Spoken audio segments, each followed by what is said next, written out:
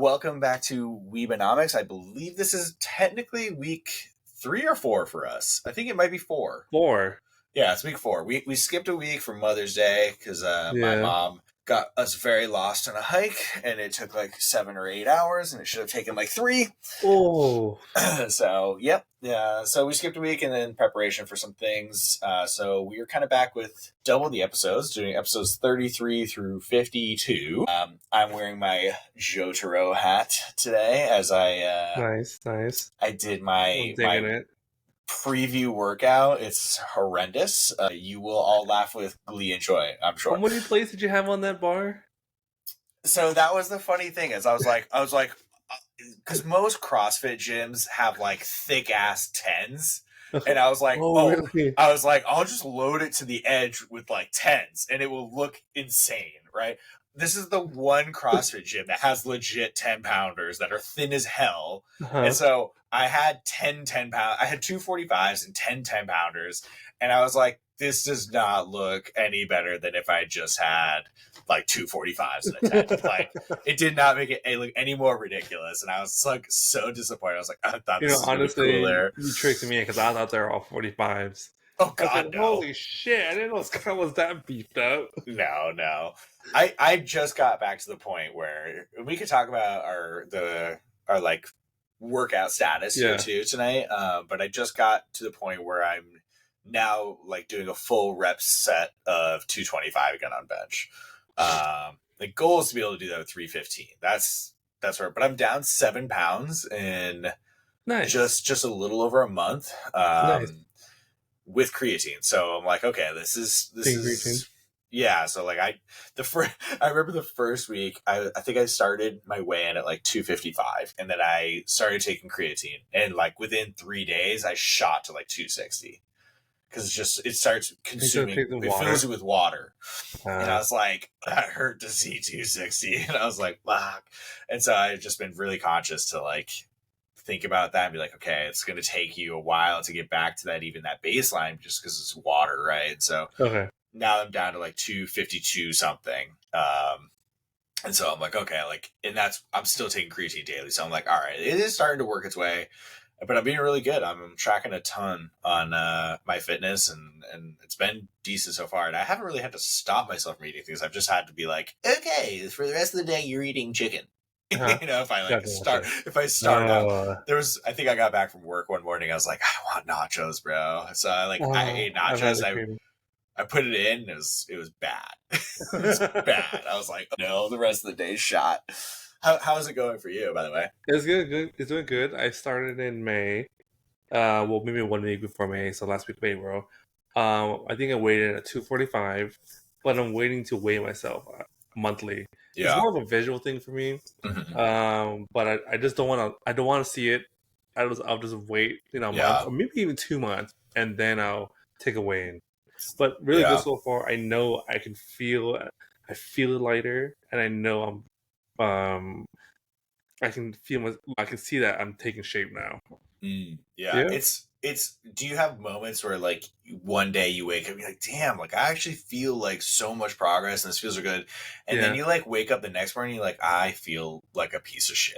Like, why do I don't? Why does our brain do this? It's like, I think it's because like I wasn't well fed yesterday, and I think my body's reacting to that, and it just didn't. It just didn't feel good today.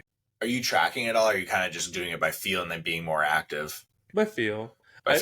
I'm more. So my goal is not to like get beefed up. I want to eat what I want to eat when I want to eat. Yeah, that's my goal. Okay, I just want to be good, feel good, and look good when I do that. Yeah. So it's not. I was speaking with, speaking of food, though, I was talking to Dominica today, and she was like, I miss Steven and the food conversations. I miss knowing, like, where to go eat. And I was like, you can ask him. I have no idea if he knows New York City for you. But... Nope. But she was like, I just think about Japan. I was like, I'm not even joking to you. Me and Steven talk daily about Japan. So like it's yeah. Yeah. Oh my goodness. But I'm glad that your plan is going on. It's difficult for me to stay in the long run. I think I've done this before where I've had like really good progress for like a couple months, Yeah. and then I either get like really sick one week and it just goes off the rails. And Yeah, I'm the same way. yeah, so it's like I'm hoping this time, just like with how many people I've included in the conversation, I'm like really hoping it stays. But we got to keep ourselves accountable, or each other. yeah, Excuse me. yeah, and yeah, I think just having people around you, it's tough though too, because like if Katie, my fiance is like, if she did call me out, she's like, "Oh, I thought you were like not going to eat that today." I'd be like, "I can eat what I want," It's like having people hold you accountable is good, but like I feel like I also probably don't receive it super amazingly, so Okay. that would be the other tough one. I want to be the same thing. Like, you eat the plate of nachos. I want to eat the fucking plate of nachos. Yeah, it's tough. I'm like, ugh, I just, I'll eat like, it was, okay, so like this was one guy, Mike Israel, he has like a whole company called RP Hypertrophy, and he does all these YouTube conversations, and he made this analogy where he's like, we've all had a day where like you had like the shittiest day, and then you go and you're like, I just want like one crap meal. Like I just want to eat something amazing that I want. And then he's like, but it has to stop there. Because if you go the rest of the day and you keep doing that, he's like, it's like imagining a team trying to play a game and winning. Their goal is to win 10-0, and they're up 9-0, and the other team scores one goal, and then you just leave the field. He's like, that's the equivalent to it. Like you gave up an entire game that you're way ahead just because something didn't go right, And it's like, I don't know why that like for me resonated so much, but for some reason I was like, because it's just so easy to be like, I just want the entire day to be a shit day. I just want to eat. I want to eat nachos right now, and then at 9 p.m. I want to eat freaking Ben and Jerry's ice cream because it sounds so good. Oh, you're an ice cream in the morning person? No, I'm saying 9 p.m. Oh, okay. Yeah, I'm saying at night. Yeah, so I think doing the mental exercise to try and for me the tracking thing really works because I can be like, okay, if I eat like absolute crap in the morning, I can see how bad it was, and then I can be like, okay, these are kind of the things I need to make up for the rest of the day. And it does. It kind of swings me back into... So when you say that you're keeping track, are you keeping track of just calories or what you're intaking? So I track all the foods I do. And so I use my Fitness Pal. So like my daily goal is to do 200 grams of protein a day. And then my caloric goal that I have is like 2,400, right? So like if I eat 1,400 calories in the morning and almost none of it is protein, I know the rest of that day I'm eating chicken. You know what I'm saying? It's like you pay the toll for eating the crap. Is Costco chicken, the rotisserie chicken, okay? Or do you just peel out the skin? No, I mean, that's totally fine.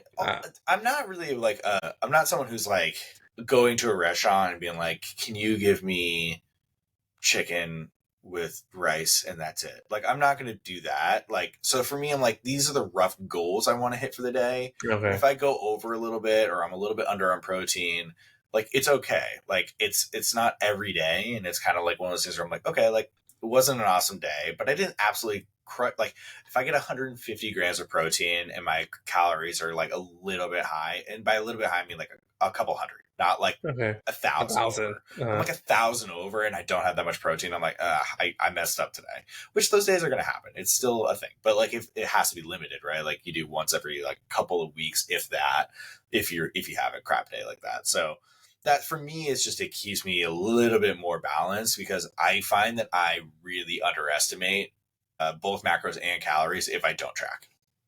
I'm like, I'll be like, it wasn't that bad. And then I'll like input what I had for breakfast. I'm like, that was 1,500 calories. So like my brain, I think still is not good enough at auto calculating before putting information in. So I've been eating pretty healthy the past 2 weeks. I wouldn't say healthy, but healthier. I'm definitely noticing, like, I'm definitely haven't been eating out nearly as much or even fast food. I haven't even touched fast food in a while. Yeah. And I went to Costco the other day and I finally picked up like some snacks. I'm like, so one thing was these cheese, what are they? Pepper jack, cheddar, some Parmesan chips. I'm like, this is not healthy. I'm like, I want to take this to work and then just give it to my coworkers. It's tough. I think there's a whole conversation too about like keeping things in your eyesight if you really don't want a lot of it, right? Like for me, it used to be I'm still drinking Monsters, but I'm drinking sugar free, right? So like it's small things like that, small shifts. That for me definitely works. Like I found exchanging, but like I love cheese. Cheese to me is just like something I will always crave for probably life, right? But I have found at home, there's a grocery store close to the house that has like a fat-free mozzarella, right? And it kind of just is good enough to like get the craving I want to have cheese on things. A fat-free mozzarella? Yeah. So it's super high protein, right? Because that's basically all the calories are. And for like a quarter serving or quarter cup serving, it's like 45 calories because it's all protein. Whoa. Right? So it's not the same texture and it's not the same flavor, right? But it kind of just itches that scratch enough that I'm like, okay, cool. I'm getting my cheese intake and I don't feel guilty loading up shit with it because I'm like, it's basically just straight protein. And then if I go out or if I want nachos, I'll go get like other cheese. But like I try not to keep the other cheese in my fridge because otherwise I'll eat the other cheese. So the idea of like, okay, if I don't have it, if it's more of a hassle to go get, I won't do it. I'm too lazy. Like I will not get in my car and drive 5 minutes to go get the cheese. Damn. Is it low moisture mozzarella? It's literally a whole separate thing. And it sucks because it's the only grocery store I can fucking find. I was going to say if it was low moisture, it would have been great for pizza. Yeah. There is like part skim, low moisture or whatever ones as well, but this is just a complete like fat-free one. It melts, but definitely not the same as like traditional cheese. Yeah, one guilty thing I've been doing, I had last week was I had this huge craving for like just cracker cheese and like salami. You know, just little. I remember one night I was just pounding it. I'm like, there's a lot of fat in these, and dude, it's crazy. You look at the label and you're like, oh, that's not. You're like, this is 4 servings. Like, damn it, I hate that crap. If you give me something that I'm clearly gonna eat in one sitting, it should not be listed in multiple servings. Yeah, that's not fair. That's not fair. It's like I think I did the same thing with a crumble cookie the first time, which brain should have been like, yo, red flag, this don't seem right, because it tells you. The serving is like 150 calories, and I'm like, a crumble cookie. Have you ever had one? No, I don't think so. They're like yay big. It's like a big cookie, right? Oh my goodness! Yeah, and they're delicious. And so I ate a whole one time. This is like a couple years ago, and I was like looking at nutrition. I was like, man, like I'm kind of curious. Like, is this like 1,000-calorie cookie? And I looked at it, and it was like 150 calories a serving. I'm like, that's awesome. And then I'm like, each cookie is 5 servings. And I was like, come on, bro. Like, that's so cheap. Like, why? I get like marketability is you're telling people a serving is 150. So people are like, oh, it's not that bad. But when you calculate how much a whole cookie is, you're like, that is destructive, bro. Like, so yeah, I think a lot of, and that's what I'm saying for me, like the food tracking stuff is just like monitoring that is like huge for me. I couldn't do it. It's a lot of work for a lot of people, right? Like for me, it's not too bad because like the app has like, you can scan barcodes and it will input it. And I'm pretty consistent. Like I eat similar ingredients. Like I'll change what like the protein is, or I'll change like a couple of veggies, but like I usually don't have more than like 5 or 6 ingredients at the most. So it's like I've been making egg bites, and that's like cottage cheese, eggs, whatever cheese I add into it. Like I added like a fat-free feta the other day, and like I did like sun-dried tomatoes and basil. Like it's 5 ingredients. It's not hard, right? Yeah. So that stuff, and then I just save that. So I'm like, I can save that as like a whole meal, and then I can be like, okay, in the future, if I do the exact same thing, I'll just input that meal. Yeah. So there's ways to make it easier, but yeah, a lot of people don't like it because it's like they get too heady about it. They're like, oh, I'm like way over, and now my day is messed up because I'm way over, and I totally, for those people, like completely understand why it doesn't work, right? Like it just makes them have anxiety about it. And for me, it's just like a good reminder of like, okay, like your day got a little bit messed up in the beginning, so you need to correct, right? And whereas I used to just be like, it wasn't that bad, and then I eat something and I'd be like, it's not that bad, and then I plug it in, I'm like, I ate 4,400 calories yesterday, and I worked very little and walked 17 steps. But like, for me, it's effective, but I completely understand that for some, it's too much. Like your tactic would give me anxiety, I think, to be like, Really? yeah, just to be like, that's healthy, I'm fine. I'd be like, Yeah. I need to know, like, am I on track? Nah. I know I'm gonna sweat. I know I'm gonna work out. I know I'm gonna like collapse at the end of my workout. So I know when I'm eating, it's not gonna like, it's not gonna be called. And what am I saying? As long as what I'm eating is not gonna destroy my workout, then I'm fine with it. How exhaustive do you get in your workouts? I will go to the ground. Really? I will. Yeah. That's a tough place to be, like, to consistently do that. Yeah. Are 4 days a week. are you really sore, or you're just You know what? I haven't been drained. Yeah. It's more drained. So like I score very high anaerobically. So aerobically and moderately for anaerobic. Okay. So it's mainly like strength. I think I'm doing medium high strength training and moderately low cardio. Mm-hmm. Yeah, I'm doing very little cardio. Like Okay. I'll do like a 15% incline on a treadmill for like half an hour. And Gotcha. that's not every day. That's like a What's couple times a 15? week. Well, this is incline. So I'm doing 3 days of strength and 1 day is a plyometric. I need to add yoga into that. I skipped 2 days of yoga, but I need to stretch more for my golf game. Mm.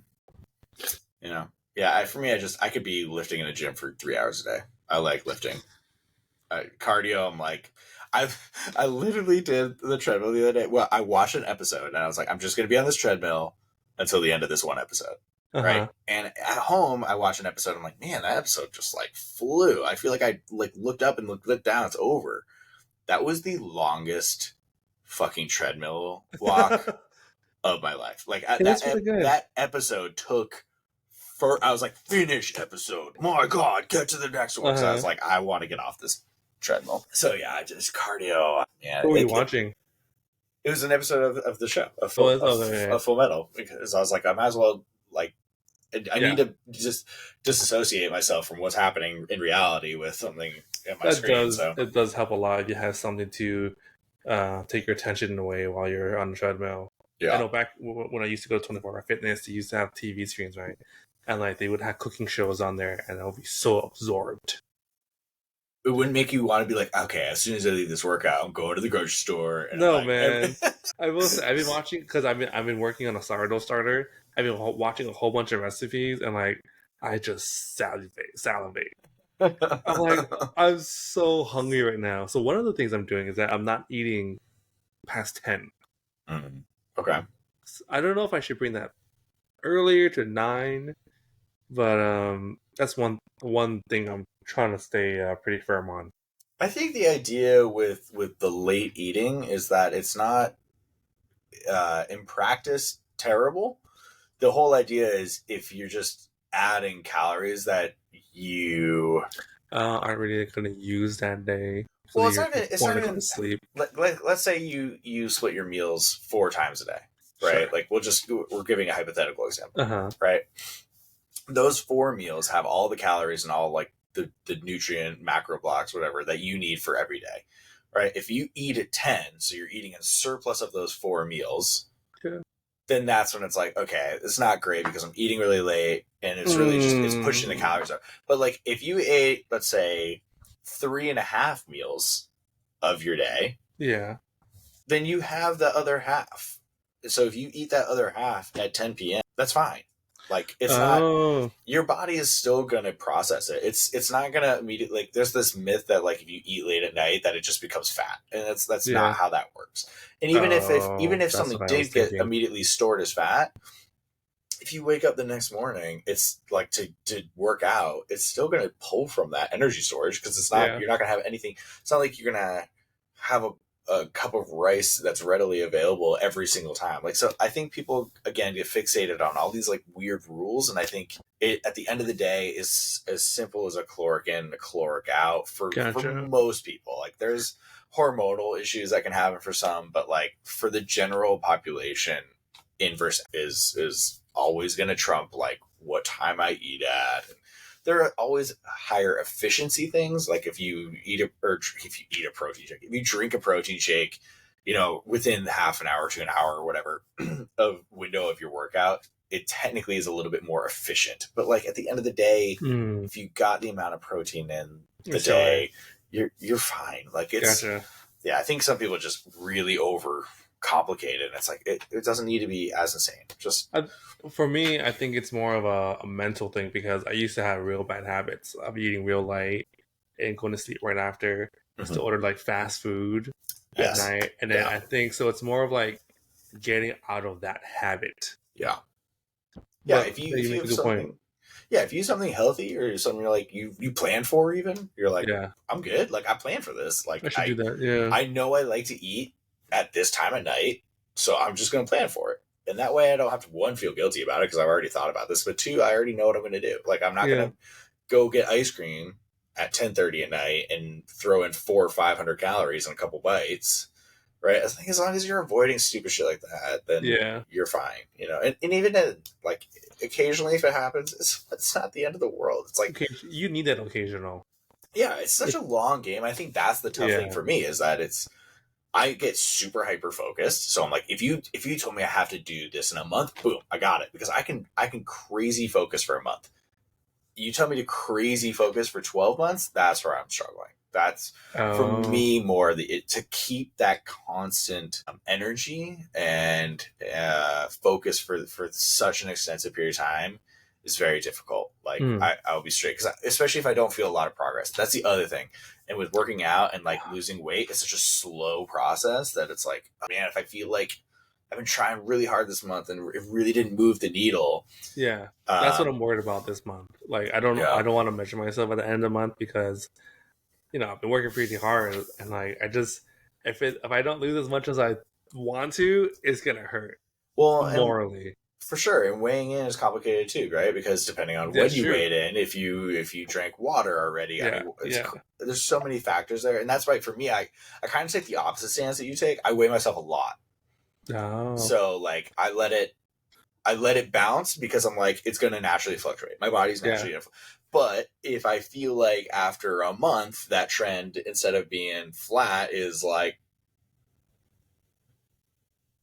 Gotcha. You know what I'm saying? Like it's going to go up and then down, and then up like and to then see down. The live data. I want to know that it's working its way. I know it's not going to be this, right? I know it's not going to go straight down. That's the trend line.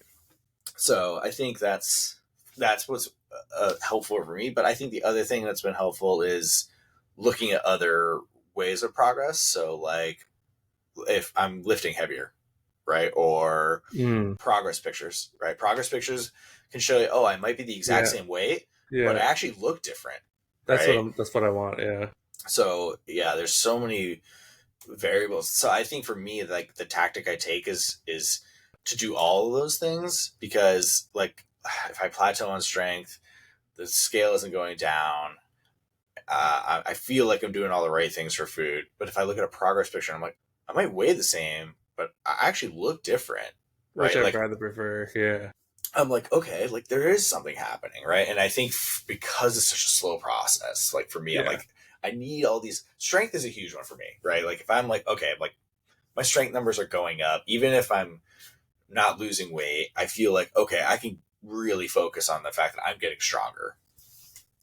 So it just depends on kind of what drives people. But for me, it's I need to see some semblance of progress wherever it is. And I think that will hopefully keep me more invested consistently. Gotcha. Yeah. All right. Well, should we talk about anime after 25 minutes? I'll probably cut this separately. We'll just have we'll have the working out. And, just have like a skip to this time. And well, in case we forgot, I'm Scott Loudon, and this is my co-host Stephen Vorvansing. And so we're going to discuss Episodes 33 through 52. I technically finished the show, but Steven's really slow. Don't even. Cheater. So we'll go through everything here. I got a few hot takes, things I've been thinking about, both with this show and outside of it. Before we super dig into the episodes, if you had to choose, before I even have you choose a waifu of the week, I'm assuming you didn't, but did you watch Demon Slayer and or My Hero? No, I'm waiting. I'm a binger. So I'm gonna wait. I'm gonna wait till it's all done. You kill me, bro. You kill me.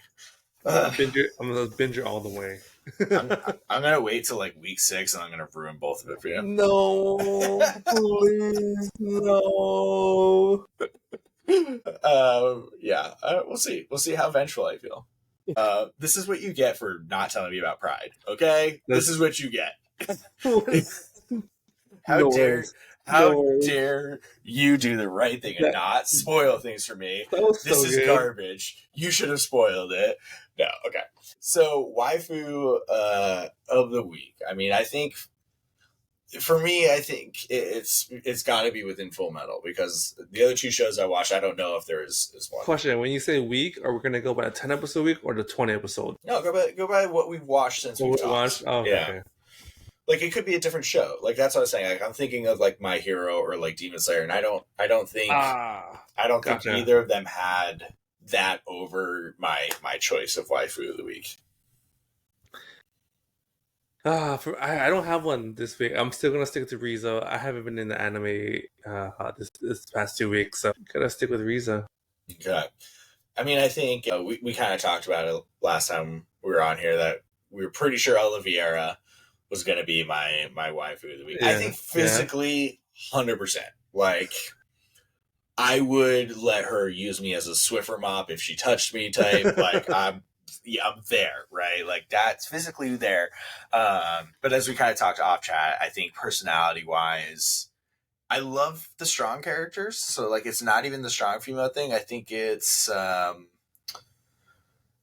a weird thing. I do think part of it is like her relationship to her brother and like how much of an asshole that she is to him. Because I'm like, I don't understand why she's such a dick to him. Okay, is that what turns you off to it?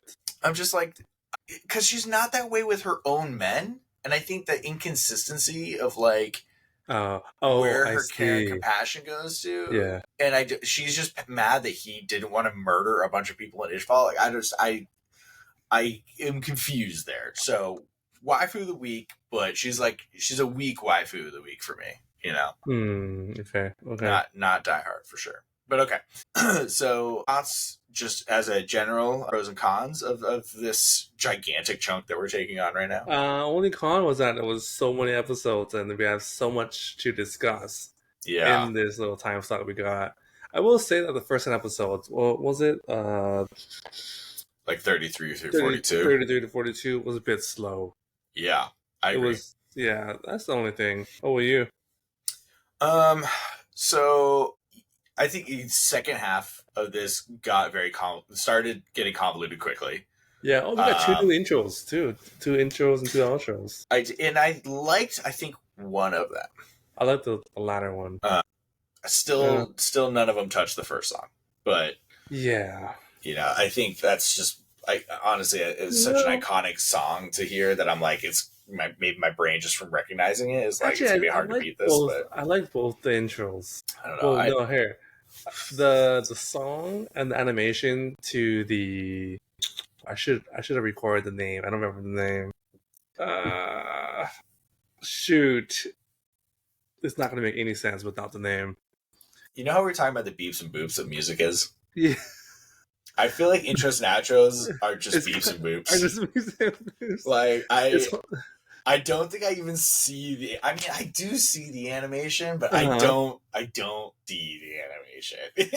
Like, I get too absorbed in the animation sometimes, because the previous one, I thought was really good because the fight scenes are pretty sick in the intro. But not in the latest one. The last one was more a little bit somber, I think. Yeah. Yeah. How do you feel? Because I mean, it potentially spoils things every time that there's a new one.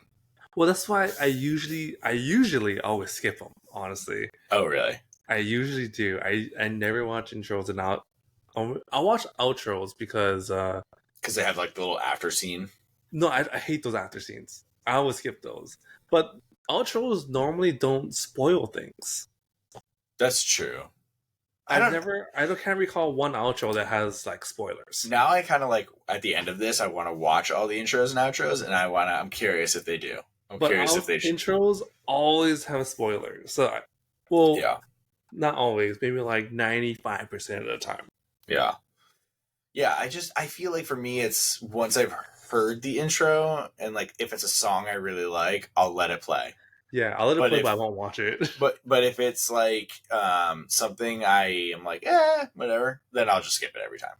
So it's I think the beeps and boops gotta be good, and then I'll listen to it. So speaking of the beeps and boops, that probably sounds ridiculous to everyone out there, but I was watching a podcast. I guess I was listening to a podcast. I wasn't watching it, where they were talking about one of the guys said that music is just a series of beeps and boops and he doesn't hear lyrics. And I resonated with that comment so hard because I, to this day, cannot tell you my favorite song's lyrics. And if someone was like, I'm going to shoot you in the face if you cannot do the lyrics to the chorus, I think I would die. Like, I genuinely don't think I could come up with it. So that's you and I both. It's so crazy to me. And people will fight you on this. People will be like, lyrics are the most important part of the song. So I'm like, sure, whatever floats your boat, my guy. But for me, I'm like, I don't hear the words. So I don't know what to do for you. Yeah. One of my favorite songs for just to listen to and karaoke, also a great karaoke song, is Mr. Brightside. I cannot repeat anything after the chorus.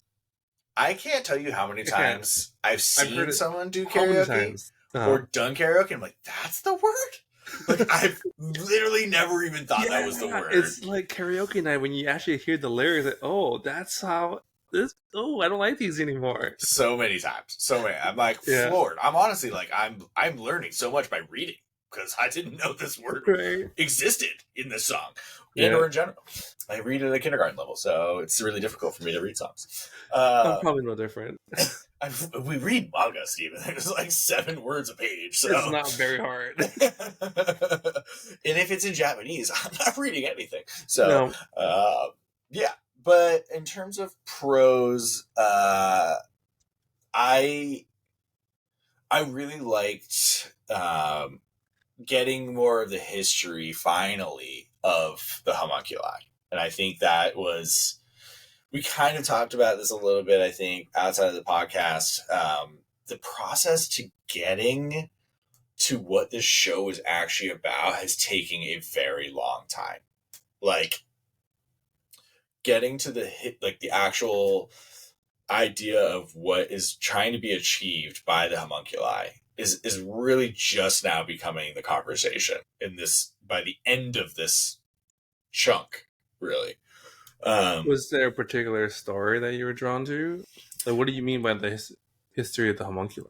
Well, because you see, like, the homunculi and the flask essentially becoming father, right? So you finally get that history. And you finally understand at least who he is and, like, why he looks the same as Hohenheim. Mm-hmm. Was there anyone in particular that you were interested in? Well, so I'm still interested in Lust, and they don't ever give Lust backstory. Yeah, they don't. Like, I think same thing with Gluttony. Yeah, Gluttony doesn't really get much. I mean, really, none of them get a whole ton of backstory. Like, Pride is the only one you kind of get because that was like the main, feeling of the original homunculi. So, yeah, Wrath, Fear is you really get. I guess Wrath you get a whole history of. So, I will say that in the other animation, there's a little bit more history with Envy, and it's related to, I believe, the Elwick brothers' father. And there's a lot of hate. What you see here with Envy is like pretty chill, kind of going with the flow, right? But in the other animation, Envy is a dick. Really? I mean, I can still argue that Envy's a dick, but Well, like this is yeah, like whatever you consider a dick right now is even worse in the yeah. animation. Envy has an absolute hatred for the Elrics. Okay. You know what I find fascinating about Envy is they consistently refer to Envy as he, Oh, really? and I just maybe from bias, like always thought, and I think we talked about this even in the beginning of the podcast, was like I was like I feel like Envy's a she, but they never say it, so like I don't know how to characterize them, and so it multiple times now they've said he, so Okay. it's been interesting to see that. I'm kind of curious, but yeah, backstory wise, we don't know a whole lot with Envy. But then the other, I would say maybe con that I don't fully buy into, maybe is the right phrase, is why. Actually, two things. The first one being, why did the two Chimera just basically be like cool with Ed, and they're like, yeah, we're now Team Ed. Like, I get that Kimberly left them, and that, but Ed was just like, yeah, like we'll get your bodies back. Like, just trust me, bros. And they're I like, want. okay. I wonder if that's like just like a tiny part of it. I always thought it was because they were loyal to him because they essentially owed him a life debt because he saved them. He doesn't kill them. Yeah, yeah. Well, he doesn't kill him; he just saves them, right? Well, When he takes didn't the need to. stuff off of their bodies so they can get up, right? Like that's the whole thing. What were their animals again? What were they Chimera? One's a toad or a frog, and the other one is like a the boar. bitter boar. Okay, Yeah. gotcha. Okay, so then the other thing is, and we discussed this lightly, like we didn't really fully dig into it because I think we were waiting to do it here, was how are Chimera so advanced when it was such a big deal to have, some would say, a single word in the beginning? And Right. I think that also goes along with some of my other questions of the show is, what is the time span? Like, I have no idea how long this show has been from, like, Ed being with Mustang in the first episode to now. Like, Yeah. I'm assuming it's been years. I think, well, we know Ed, the year he gets his state alchemy license, I think is 85. That's written on his watch. And then I know there was a mention of 1911. Yeah, I don't. That's a good question. The only real time difference that we get, this might be in the later section, is that when they go from discovering the promised day to the day before the promised day is like 6 months or so. Okay. Yeah, I feel like you obviously see Ed growing. Yeah. And getting older, but I just was like, so like I guess my only like excuse I could give to why all of a sudden, I guess there's two things I thought about actually for the excuse of why Chimera were so advanced. One, it's like military secrets, so like no one really knows how far advanced they are because they hide it, and then if they see someone semi discovering it, they're like, oh, like this is so amazing, and even though in the back vault they're like, bro, we've been there for like a long time. Yeah. So that was excuse number one. But the other one was like, maybe it has just been like 10 years and like maybe enough has kind of been researched. But again, that was a really light one that I wasn't really buying into. I don't agree with that one. I agree with the first one. I think I mentioned it on our first or second podcast that, or maybe our third, because that's when the Chimera actually came out, right? Like, why was Tucker's research so renowned? Because he was the first alchemist to attach us, to make a chimera, when the military have been using them for who knows how long, right? And I'm pretty sure that they were just duping everybody. Yeah, I mean, I think that's the more likely. I think I just wish, man, I'm so needy. Like, I just wish like a single line, I wish like they had been like, because we find out about towards the end of this section, we find out about like what are they called? Like the army of the. Oh, that's the other section. The Immortal Legion. No, it's this section, episode 51, the Immortal Legion. Oh, was it? Yeah. So we find out about them. So like clearly they're so far, but like I guess I just didn't. in my mind, Mm-hmm. I didn't associate the creation of Homunculi to be like the creation of Chimera, even though they're probably equally, if not more complicated to do the Homunculi, obviously. No, I look at them separately from Chimera. Yeah. It just seems like such a huge jump. Yeah, because I agree with you. Like, for it to be such a big deal that he could do this, to then, like, all of a sudden we're getting, like, I mean, Greed has, like, 5 of them. Yeah. You No, know? he had more. His whole crew was all Chimera. That's what I'm saying. So I'm like, it just seemed like out of nowhere, this gigantic spike in that, figuring that out. And that goes along with all the other conversations we had about, like, the fire stuff. Like, who's saying what this is and, like, where this information's coming from, right? But while we're having this conversation, so I'm looking at a timeline. So, like, the Elric brothers were born in 1899 to 1900, right? So, Okay. they visit Illumi, Oh, right? Travel to Dublith to visit Illumi, and that's 1914.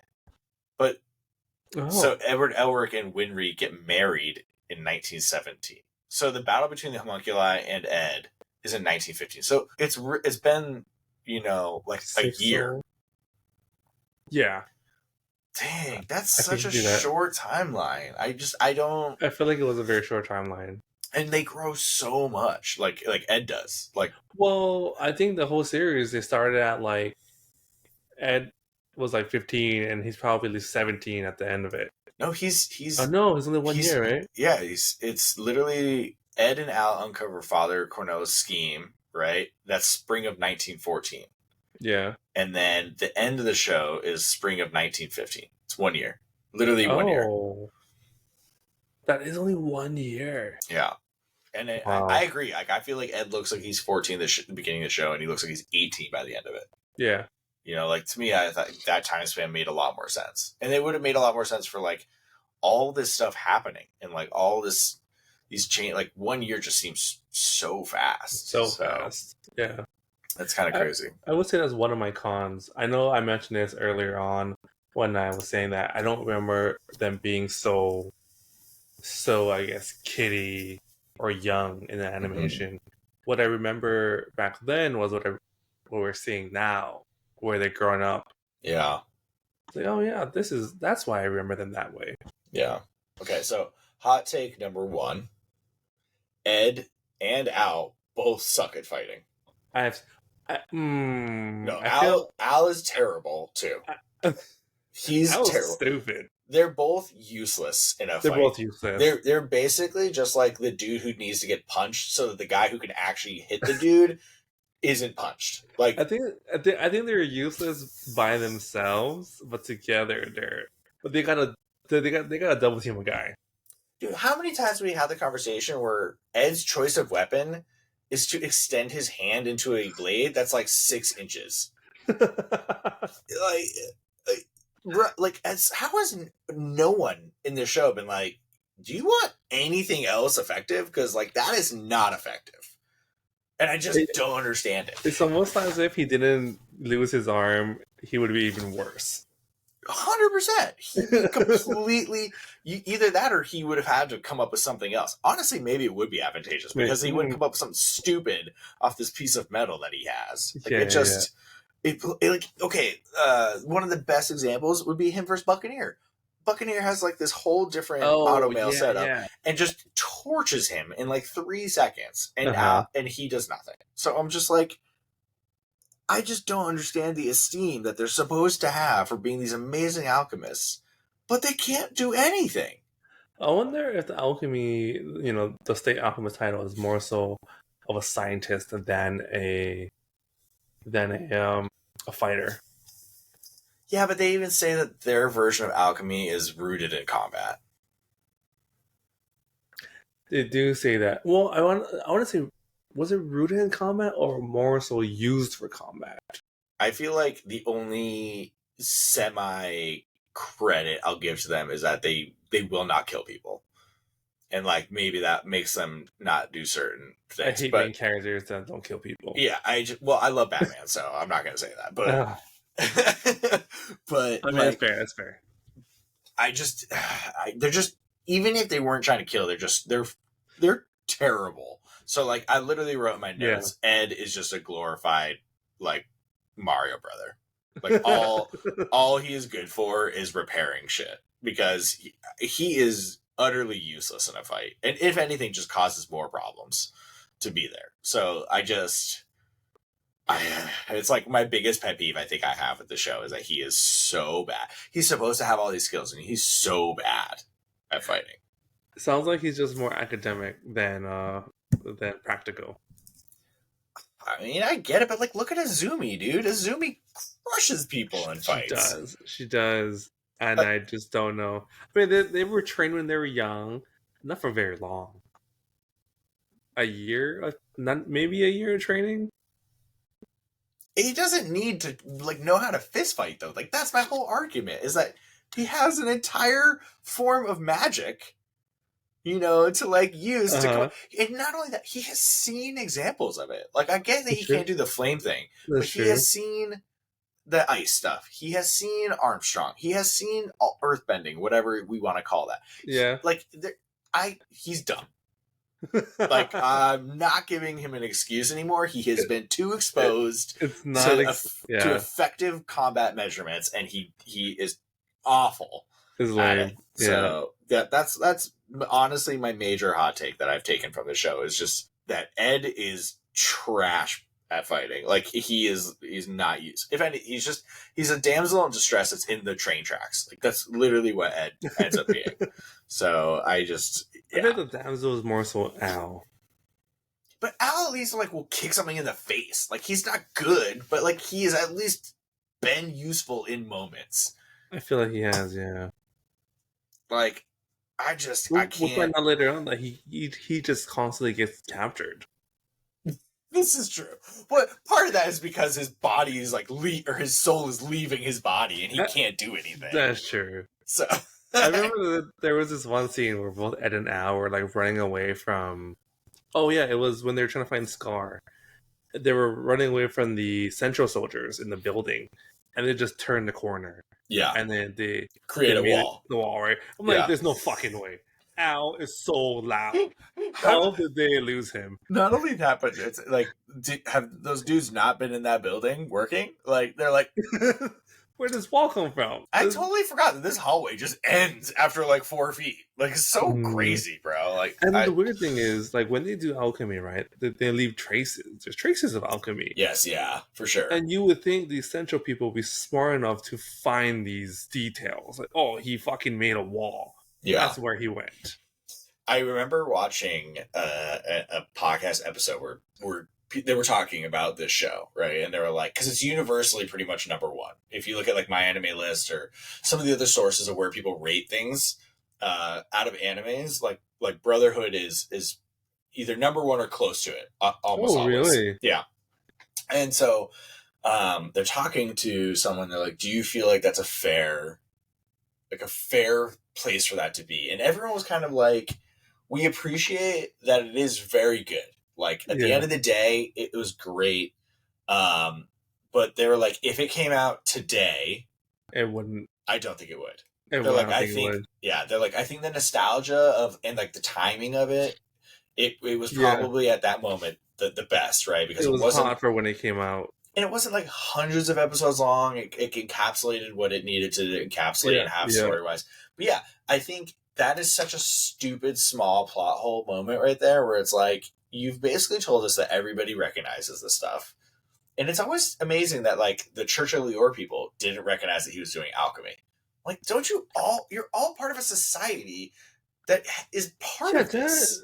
That was kind of weird. Like they didn't notice that it was alchemy and they just thought they were, believed it was miracles. Blessings. Yeah. Like, what kind of backwater town is this? Yeah. It's kind of like in, Star Wars and like after 20 years, they don't know what the Force is. And I'm like, it's been 20 years, not 2,000 years, bro. Like the Jedi were a myth. They never existed. Like, whoa, there's evidence everywhere. Yeah. It's like, so it's moments like that where I'm like, okay, like it seems trivial because at the end of the day it is, but like it is an easy place for me to pick out as a huge plot opening to be like, this doesn't make sense. And there are a few of those littered throughout the show where I don't think it would take a whole lot to have fixed it, and that's why I'm like, I won't, it won't be probably in my top 10, right? And I think we had that discussion shortly, but like at the end of the day, I can agree with everyone that I think it's been a great show. But I think there are too many things that just Too many loopholes. not only too many Loopholes or holes. loopholes? It's not Plot that there's holes. too many plot holes. Honestly, I think it's that there's just the moments of intrigue have taken too long to get to. Mm. Right? Because like you look at the first, before we got to the section we're reviewing right now, the main emphasis the two brothers have is still just getting their bodies back, and even in the chunk that we're watching, it's obviously still a driving force for them is to get their bodies back. Yeah, but like that is the overwhelming presence of what the show is about until pretty much the end of the section we just watched, where they're like, now we know that they're trying to kill an entire country. It's like, bro, what? It took 45 plus episodes to get to the crux, the main conflict. I'm like, dang, like that's crazy. So, like everything that they're trying to research has already been found. Yeah. Whereas I felt like, and we won't go too far in with this because I know you haven't finished it yet, but like Attack on Titan, right? Like we know in the beginning, the main issue is the Titans gotten through, so they need to survive, right? So they got to kill the Titans. And then each season, it's kind of, it unlayers a little bit more of what's really happening, right? That pacing, for some reason, feels much easier, much better to me than the pacing did here. Okay. So, and I'm not sure. I don't know if I have an exact reason why, because I feel like it's probably similar, if not more episodes. But I felt like the way that things got unveiled felt better there than it did in this show. Attack on Titan. Okay. I think so. And I'm curious now if we go to watch it back. I'm curious to see if I still feel that way now that I'm thinking about this show and how its pacing went. But yeah, at the time I feel like it did. It felt better, but yeah. So I mean, those were kind of the main cons for me.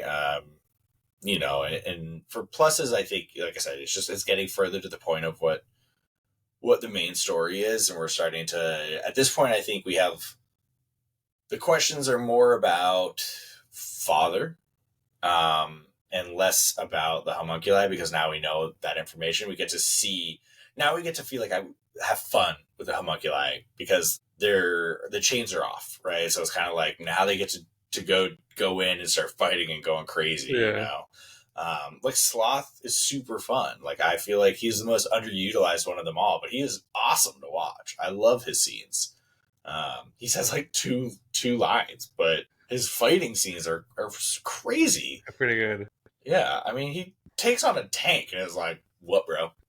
Like, I just can't do anything. So, yeah, that's where I left this section with my pros and cons, I think. Okay. How do you feel rewatching this about the homunculi? Did you come up with any new thoughts or, like, I guess, perceptions after kind of revisiting it? I can think of one right now, and it was, what episode was that? It was when I was fighting Salim, and Kimley, and it was towards the end of the fight. Alf captures Salim, and then he has a little conversation with Kimley about wanting. Honestly, Kimley talks about equivalent exchange because Al wants to save everybody, and what else? What else did he want to do? I don't remember, but it was two things, and then Kimley was saying, "Oh, if you were to make that happen, you would be essentially creating a new law." Okay. Oh yes, I do. Yeah, now I do remember what you're saying. And he's like, "Yeah, I'll change the rules" or something like that. It's like his response. He'll introduce a new rule, and then Kimley was saying, "Shit, why am I drawing blanks? I just watched this like a couple hours ago." It was Al that said, instead of trading something to get something per equivalent exchange, if humans were to just obtain what they wanted without trading anything, that is what's necessary for human progress. Say, oh, okay, human progress. But this whole time, the homunculi had been in control. Mhm. So I was thinking, have the homunculi been inhibiting human growth the whole time, human advancement that whole time? Probably to some extent. I mean, But it's they kind of funny because, they could like, also be advancing it though at the same time. just to eat them up. Well, just because they're like, yeah, like we know that we can do this and like we want this in our lives, right? So like they could add it, they could add advancements too. That's true. That's all I had. Yeah, I mean, I think the Immortal Legion stuff, I think, man, I don't know how I feel about it. I thought that was very interesting. When the one of the seated person brings Oliveira, Oliveri, Oliveira, something like that. that extra I makes it hard to pronounce. Brings her in and talks about the 3 laws that Saint Alchemist have to follow. Yeah, but then he straight up admits the transmutation one's not real. Yeah, well, and I think that's what I was saying way back. Human transmutation is possible. It's just mislabeled, I would say, because they clearly have been making humans the whole freaking time, But they, humanoids the whole time. yeah, but see, like I think that's the whole crux of it is that they're not making humans; they're making an True, immortal making soldier. well, what made them immortal though? So that's kind of where I was stuck. Like Well, I understand they're immortal because they are fed philosopher's philosopher stones. stones, right? Well, then so essentially they're kind of like the homunculi So because that's where I'm sitting in this because I don't like them because I'm like, you just gave me the homunculi and are like, these are so special. And they yeah, are. They're definitely different than the Immortal Legion because the Immortal Legion is like unthinking and it's basically like a zombie, yeah. essentially. But like, I don't I don't understand why they're that way and the homunculi are the way they are. I yeah, that did kind of break the barrier. Like I don't understand why they weren't a little smarter. Like all the souls were taking the philosopher's stone souls were taking control of the body, Yeah. whereas the homunculi, I guess they have their own personality lead them. I guess they're like fused more than just like fed the soul, right? Because don't they like inject and see if they survive the transformation or whatever? The, well, I know Well, that's the fear does. I don't know about the the other ones. fear only and greed were the only Yeah, two because that we greed it's the knew. same thing, right? Because they inject it into Ling or whatever to see if he'll Yeah, survive. but then like gluttony, he just came back out, right? As far as I know, They didn't have to refeed gluttony to somebody. I don't think so. At least we don't We see don't. it, I mean, if I remember it's the correctly. exact same individual, so I don't think they did. Well, I Yeah, don't know, but like for the Legion's immortality, if they were like the homunculi, like how many lives do these dolls have per doll? Because yeah, that's what makes the homunculi immortal. yeah. And again, I think immortal is the wrong term. I think it is the wrong term. It's like I know that they consistently use it in the show, but like they're not immortal. They literally can die, you know. So it's like Yeah. I think that Well, immortal or invincible, right? I think they are immortal, but not invincible.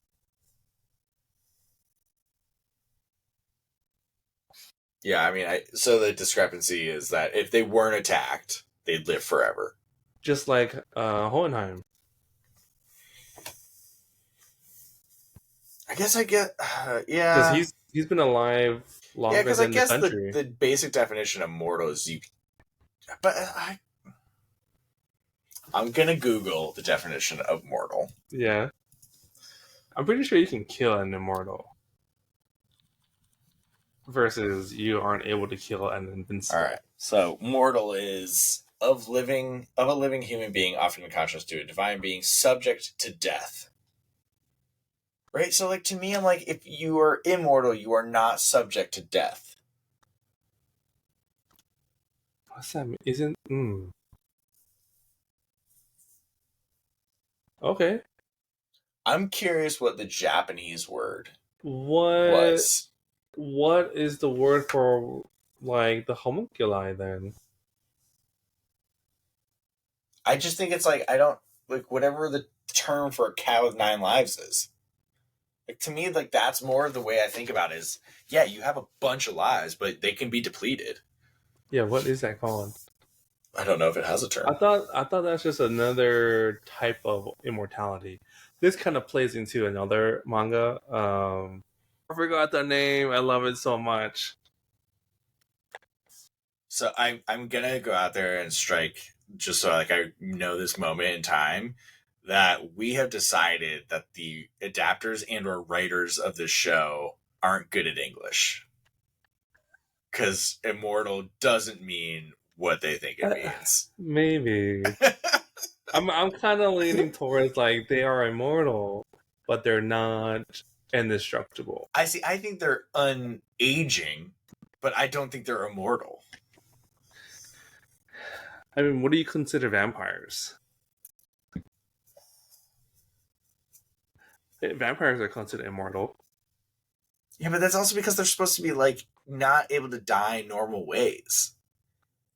Like, there's only like 2 ways to kill them, whereas the homunculi, if I ran over them with a tank, or I set them on fire repeatedly, or I shoot them in the face, like, all those things attribute to them dying each time. So it's not like they're invincible, right? Like, I would say vampires, outside of a silver sword, a stake through the heart, or like holy water, are invincible.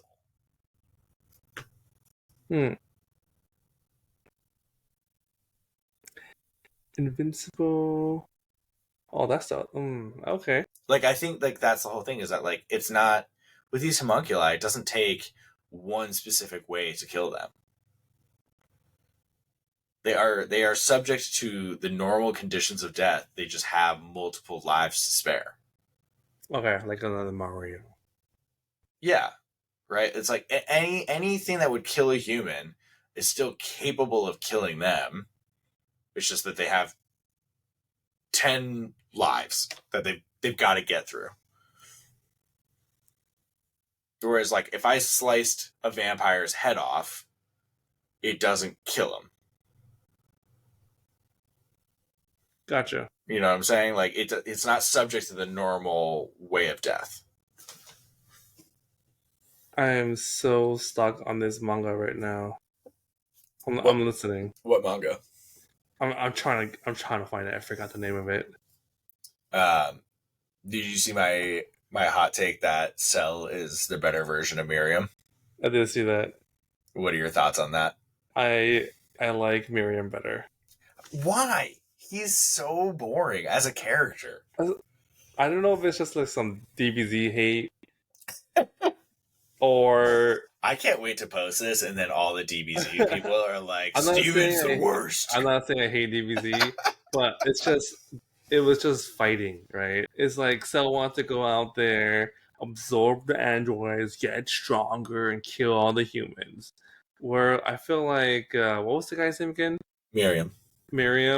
He was a bit more like philosophical, I guess. Yeah, but I think the reason he didn't fight is because he just was like, I'm so much better than you. I don't even need to fight. That's true. He was very OP. Yeah, so like I think if he didn't think that he was stronger by that much, I think he would have done the fights to absorb people. But he kind of was just like, not only that, but he had a bunch of lieutenants who got the things for him. So it's like, that's true. So you're saying that they just made him too OP to make him uninteresting? Someone actually responded to the Instagram, and I think they gave a halfway decent response, in that Miriam, while playing the board game, does have some personality development, right? Like, yeah, that's what I like. He goes through a bit of a human emotion change, but at the end of the day, he doesn't change. So it's like this half-hearted change. So like, if he had a full character arc, maybe I would give it more credit. But he goes into attempting it and then is like, nah, I'm still better. You know what I'm saying? Like, he doesn't actually change. He thinks about it. Whereas I feel like Cell He was true to his personality, I guess. Yeah, like I feel like So I can't say that Cell had a character arc either. Like he definitely I didn't don't get think to he the did. he definitely Yeah. didn't start out being like I'm an asshole and then being like, you know what, humans Yeah. are actually cool. He still was the same dude, but like he was like I just found him so much more entertaining of a character, and that I just was like he one, we actively see him changing to being better. Like he had a physical transformation that I thought was just a really good, cool look. But I just think that he made for a much more entertaining villain because of his charisma and his like willingness for maniacal behavior outspokenly, versus like Miriam's version of response was to tail whip someone so hard that their head just lopped off. Like I Mm, just didn't. I found it like his quiet power to me was not as entertaining, personally entertaining, okay. and so that's why I'm like, to Yeah, me, Cell is I more could see him interesting. a little boring. I see. I'm still a Marion fan. It's okay. You're allowed to be Well, wrong. so the manga I was thinking of was Najima, The Chima, I don't think I know it. Magister Neji Magi, and there's a sequel, UQ Holder. So this one goes into a lot of things about, well, I guess later on is they talk about. Well, the sequel especially goes into immortality a lot, but the storyline of Neji, in the first, I don't know, series, the first sequel, I don't know. He's just a little kid in this magical world. He's trying to find his father and his teacher in a classroom of an all-girls school. In the beginning, it's a little fan servicey, Yeah, okay, but the storyline across it's pretty interesting, especially when they go into another world, into the magic world, and how it links to Earth. Um, and there's talks about immortality. So one of them being there's immortals, or how they try to break it down, right? There's people who are immortal but are killable, and there are those who are invincible, which have the definition of immortality which you're talking about. But I think it kind of falls all under the same umbrella. It's just what type of immortality you have. I agree. I think it does. Just like even thinking about it in the last 5 minutes, it's more complex than I think straight up like being subject to death. Because like you could, I can still make the argument that a vampire is subject to a death. Like Mm-hmm. it can still die, right? So Yeah, yeah. it's just not subject to the normal ways of death. But yeah, I don't know. So speaking of fan service, I have a question for you. Is Kill la Kill fan servicey? Kill la Kill. That was that the one with the power threads? Yeah. Yes. See, I don't think so. I mm, I don't that think, was so fan servicey. but I don't think a singular skimpy outfit makes a show fan servicey. I I haven't seen it in a long time, but I just know that by the end of it, I was just tired of it. I was like, this is enough for me. But it's like it's like the outfit. It doesn't change. It doesn't like do this. It doesn't like get worse over time. It's like when you power me, That's true. this is what it looks like. It'd be like a Uh Power Rangers uniform is slightly skimpy, right? Like it's. I get that they're not the same, but huh.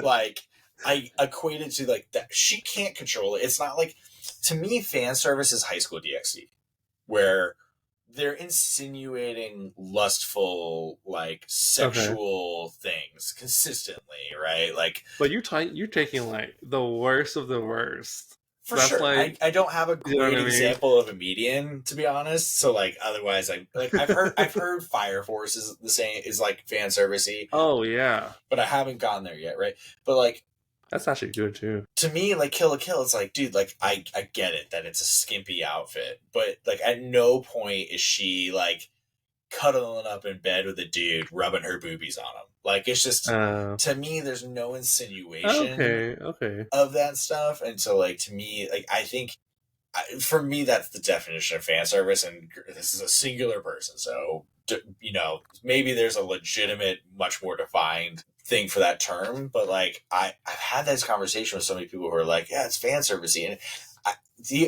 Maybe this is my other definition of it. If Katie walked in the room, would I be like, oh, and like turn off the thing?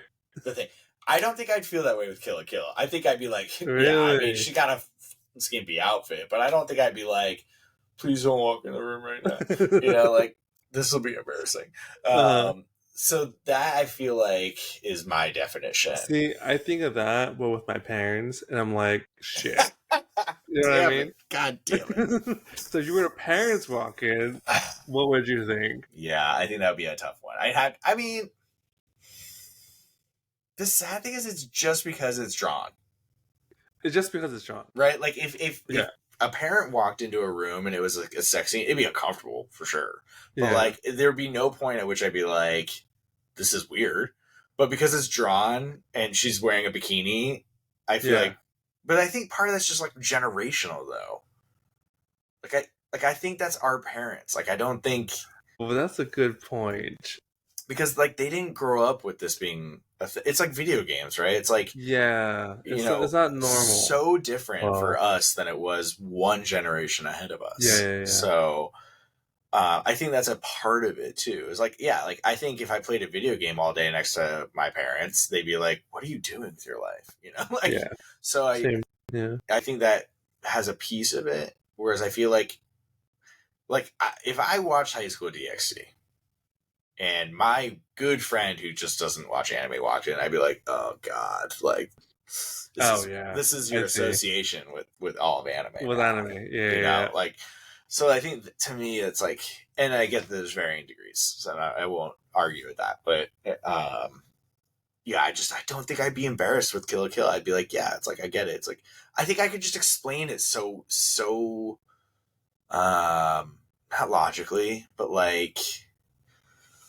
I would say that, okay, how's this? I would say that in the episodes that we watched this week, I felt like there was a bit more fan service than all the other episodes. Well, because you see Winry in a bathtub.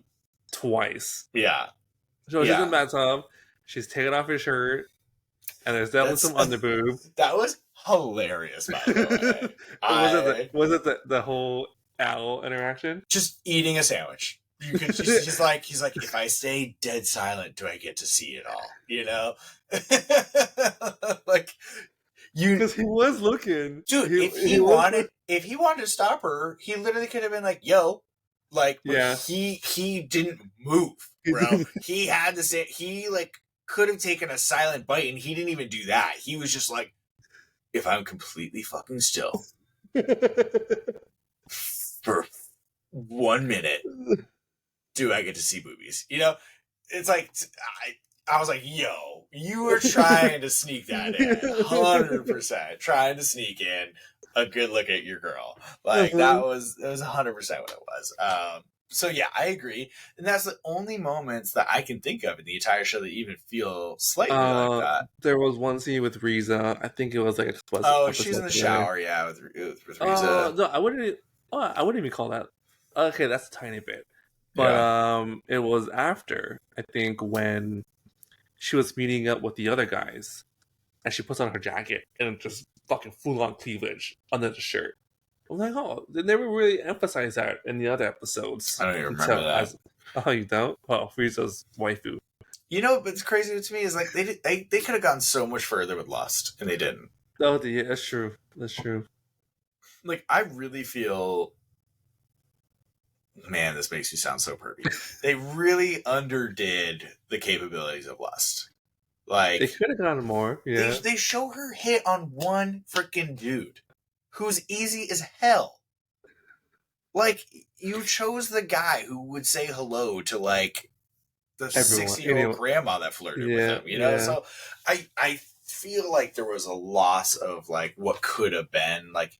Something more intriguing. Like, what if Lust had Ed interested? Like, that would, I think that could have really played with something. Or Mustang, right? Like, if she had Mustang on, on the ropes, and like Riza's like, what is happening? Like, that would have been such a more interesting dynamic to see, and to see Mustang be fooled, by something. So yeah, I think I think that was a big loss. But yeah, I agree. There's not much fan service, but this last section with win rate for sure. And again, that's what makes me feel like the time has just been way more than a freaking year, dude. Oh yeah. Because like you're not showing a 15-year-old girl doing that. You're showing like an 18-year-old girl doing that. Yeah. You know, so I think the timeline to me just doesn't feel right. It doesn't feel right. Yeah. It doesn't feel like it's just been 1 year. Yeah. I'm trying to think if there's any. What did you think about the Sloth fight at the fort? I thought that was pretty clever. Like, how did Armstrong? First off, Ed and Al both useless, absolutely useless. As always, they knew everything. They knew it was a homunculi, and they couldn't think of one single thing to do. And Armstrong just owned it. Yeah, you know, and pour some. I didn't even know you can do that with gasoline, right? So I'm like, oh, that's pretty interesting. I thought it was a much more clever tactic than being an alchemist. Yeah, but I think that's the point of her, right? Is because she can't do alchemy. Yeah, is that she's like a military, she's clever, smart person, right? Street smart, yeah. Street smart versus book smart. Okay, so going off of that though, I didn't buy how easy it was for her to get the dude to confess the whole thing. Because the general that goes and visits Briggs, and he's like, yeah, like we have this plan to have the homunculi take over. I wonder if it was just like the pretty girl effect, you know, guys just start spilling shit out in front of pretty girls. She doesn't seem like the one to do that to, though. Like, she's like, I'll chop your dick off, dude. Like, I don't get that vibe from her. Because if she had flirted with him or like something like that, maybe I could have gone there. But I thought there was a tiny bit of flirting. Mm-hmm. Or maybe I'd have to rewatch it. I didn't pick that up, but or maybe it was just kind of a little bit more of what do you call that when you're sucking up? There it is. Yeah.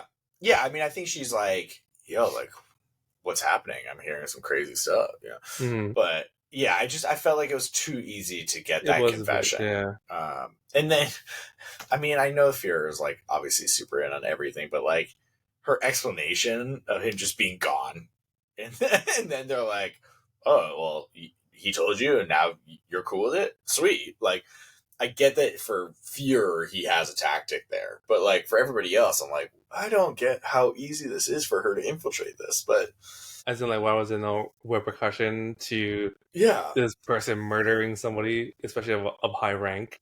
Yeah, one of like the important people in that theoretical circle that's supposed to ascend with them or whatever, right? Also, like, I just don't understand why, as a human being, you ever trust that situation. I guess maybe you get to the point where you're like, I can't. Like, if I don't trust it, I die. So I might as well run with it. But because I think they were all promised immortality. For sure, but like, what makes you like? At the end of the day, their whole hope was to just take over and end humanity, pretty much. Yeah. So I'm like, I think I can buy more the like you're hopeless, like you gonna die. So it's like you're like, all right, well, I might as well like run with this and see what happens. Versus, I feel like they were probably scared and wanted the immortality. Yeah. Can't do anything. Let's see here. I'm trying to look through this list and kind of see what other pivot points. I felt like they really played up Drachma for like the 4 seconds that thing was. They're like, oh my god, Drachma's here. I'm gonna have to pray my soldiers deal with it, and then they like wreck them in 2 seconds. Yeah. I was like, all right. Seemed a little interesting. One scene that I thought was pretty cool. This was Ed and Kimley duking it out in the mine shaft, and Kimley just blows up everything, and Ed's almost dead, right? Mm-hmm. And he heals himself by using himself as the catalyst or as energy, shortening his life to save himself. Mm-hmm. So I felt like that was kind of cool because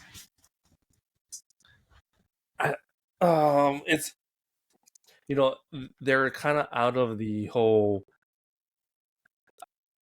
using their alchemy just to manipulate physical matter. Now they're going into one at understanding human transmutation, and two, understanding that or how to use a soul. So I thought that was kind of cool of just Ed being, I don't know, a better alchemist, I guess. I don't know. I just found it interesting that he was able to use his soul. Yeah, I mean, I think and that's where, like, I think in moments they're trying to show that he knows a bunch of stuff. Because I'd be curious if all alchemists know that they can just sacrifice. Because isn't that the whole thing? Like, that wasn't a thing that people knew they could do, right? That he could sacrifice years of his life in order to, like, do things. But I think maybe because he'd seen the truth, that was the only reason he knew he could do that. No, I think, one of the scenes that emphasized it was when he was stuck in the fake truth with Envy, and he had to use Envy's stone to get out. So one of his experiences was to remember that feeling of using a stone, using a soul, and that's how he was able to use his soul as energy. Mm-hmm. So one thing I always kind of found funny was that, did it ever explain why they called him the Fullmetal Alchemist? You know how alchemists get their name from their, specialty, Yeah. right? Yeah. I feel like Ed, at this point is like the sole alchemist. That's Yeah, I don't think the name is good for him at all. Yeah. Like, the only reason I can see it being a decent name is that they're purposely trying to confuse people because of Al. Which would be really dumb. It'd be really dumb because he argues it every fucking time it comes up. He's like, Yeah. I'm the actual fucking alchemist. Mm-hmm. It would have been more interesting if they played into it. And, Al was like, yeah, I'm the Fullmetal Alchemist. And Ed's like, That would have been pretty cool. yeah. So, there's a lot of things that don't 100% make a lot of sense to me in terms of choices, but I would be so curious if, like, a lot of these things feel like, to me, like, whoever wrote the story was like, I want to do this and I need to figure out how to connect it to this story. So I'm just going to loosely figure it out. But, like, when people start digging into it, they can pull it apart. Right. And I feel like a lot of the ideas here feel that way. But, like, I want, an alchemist who can do this, and I want an alchemist who can do that. And then they're like, that's fine. Cause, like, they'll just run with it. Right. It's like, sense of belief or disbelief or whatever they call it. I can't suspended sense of belief. I can't remember, whatever. And if you don't think that hard about it, you're like, all right, cool. Like, I can accept it. But the second you pull it apart like this, and you're like, whoa, why does this work here, but it doesn't work there? Right. And I think the best stories in my head are the ones that they've thought of that and they figured out how to reconnect it. So I think, to me, the story is, that's why I don't think it'll be in my top 10, because I don't think I need the story to be as complicated, but I need everything to feel like it actually had a place. Okay. Right. So, like, I'll give an example. Like, for me personally, like, right, like, A Comet Got Killed is one of my favorites because they so blatantly say in the beginning, if two people with an emperor's weapon fight each other, one dies. Like, that's just, like, the rule. And it's every single time that happens. Right. And it's like, to me, I'm like, okay, there's a reason, because they're just so lethal. Right. But, like, it gave reason why characters had to die and why the story went that way, because they're so specifically dangerous that there's one person coming out of that fight, and it follows that throughout the whole show. Right. And, like, you never see a fight where they're like, oh, I might die, so, like, you win. Right. Like, they never do that. It's every single time those two people fight, one dies.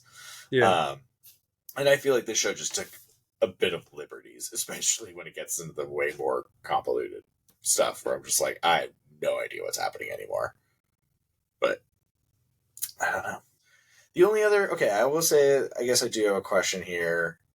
So Pride is only able to move within the tunnels. And apparently within Central, the heart of Central.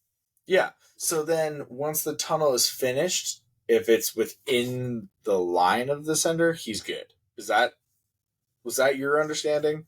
Within the sorry, what? Within the So line of once the tunnel is completed, right, the full yeah. circle is the new rule that if he is within that circle, Oh, he can be around. no idea. Because like that whole fight with Al, right? That's what I'm saying. He wasn't even near Central. Yeah. Nor a well, I don't know where the tunnel was, but like I didn't understand that. Yeah. So speaking of that, because we talked about it off screen, was how stupid Alphonse was with the helmet. Oh, that's so stupid. Again, plot points, bro. Yeah. I know that like this is not our world, and that maybe Morse code is not a thing or whatever. But like, if someone does the same effing pattern for hours, yeah, it was all night. I'm just like, how do you not pick up on that? Like that's weird. Like I understand that he's 14, but he can't be that stupid. Oh, no. apparently he is that stupid. Yeah, it didn't make any sense because if Pride did not get out of there, man, that whole situation changes. Yeah. You know, so I'm like, man, I don't understand the logic with that one. Like, I would have made more sense if Kimberly had just been around and was like, okay, like I gotta wait for these guys to leave so that I can go in. Yeah. You know what I'm saying? Like that takes 2 seconds of thought to just be like, okay, that would be weird to let someone fucking tap this thing over and over and over again versus being like, okay, Kimberly was following them, saw that there was 10 of them or whatever, and was like, okay, I'm going to give it a minute. Yeah. And then it's like, okay, I'm going to go in. You know, the only other thing was May with them at that moment because she would be able to read Chi, but... she was long gone, right? They dropped her off, but then she came back running to Central. So I think she was in Central during that time. Also, she's an idiot. She's a fucking idiot. Like, to go in with Envy, I was like, I know. Get your kid, but and then Envy just reabsorbing everything. I thought that was pretty interesting. I thought it was super interesting, but I'm like, you didn't think about like to me though. The only other thought I was doing with this one though was like if she had brought Envy back to her own people, wouldn't Envy just have taken up her people? Well, I don't know. Envy didn't do that with Yoki, right? She just kind of. Well, it would have been just one soul, right? Whereas the dolls apparently had many souls, so it was just a multiplier at that point. For sure, but what I'm saying is if Envy had gone out of because if the whole point of giving Envy to May was that she was going to go to the Emperor and be like, "This is an immortal." Yeah, the Emperor probably would have taken Envy out of the flask or whatever, absorbed that, and then Envy would have been like taken up everything. So I feel like Envy still would have absorbed people to create herself again. Yeah, but probably herself.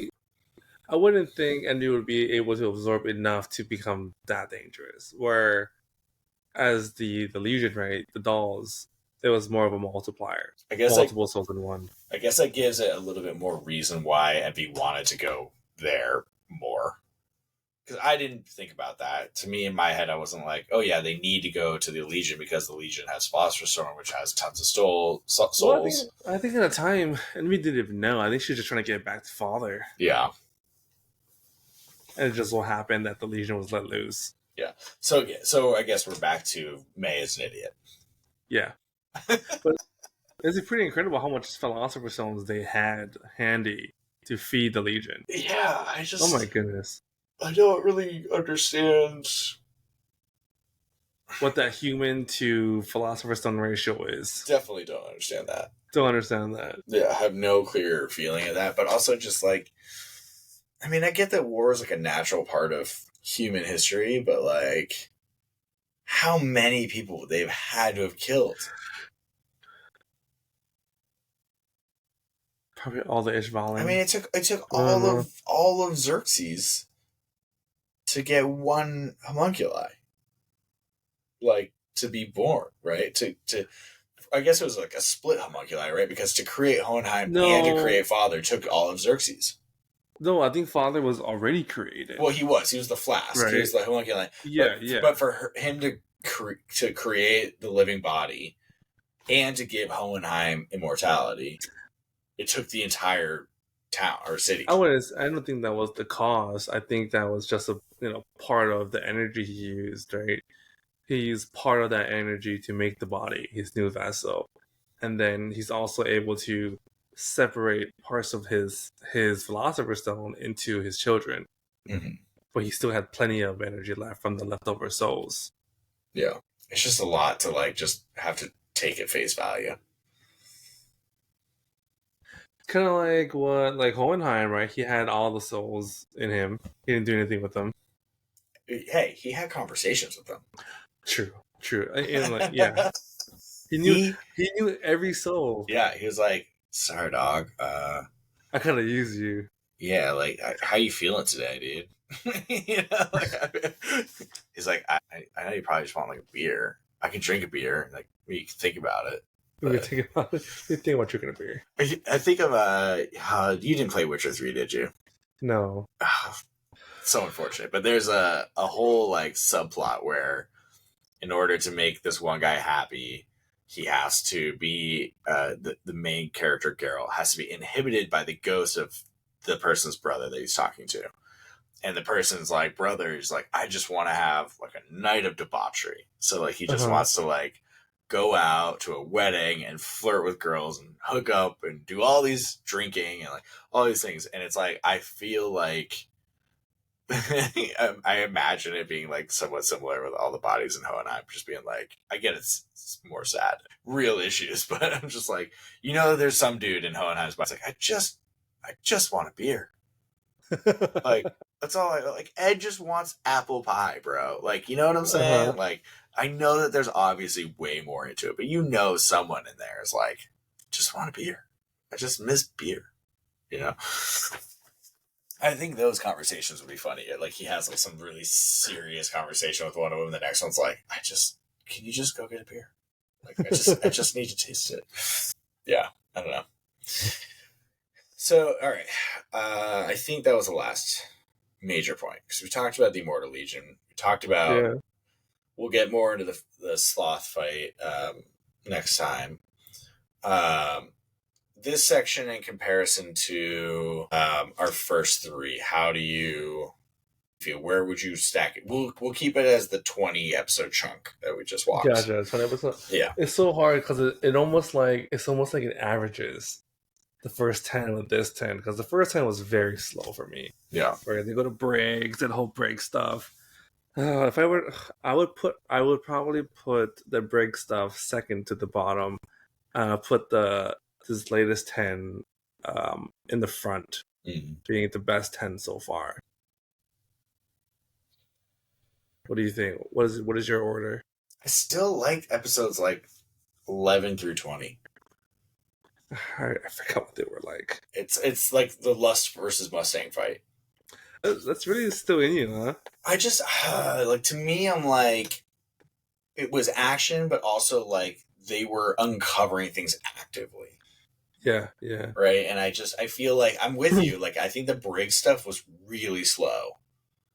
Like, it was interesting, but it just felt like sluggish pacing. It was very slow. Yeah. And it really wasn't until you get out of that whole section and then move on to those next 10 that you really, again, are starting to uncover the real storyline. So, obviously there's action. Obviously things happen. I still feel like the pacing and the excitement of episodes 11 through 20 felt more fun for me than these sections. I see. But I would easily say that 43 through 52 are like my second favorite. Like, there's enough happening there and enough discovery that it's up there as favorite sections. I just think, again, weirdly, also, I just felt like the second section or whatever, it didn't feel so heavy. I feel like this is starting to get very heavy, like very Oh, very okay. convoluted, and there's so much happening, and so There, like yeah, I'm like, yeah. whoa, we're trying to unpack so much stuff.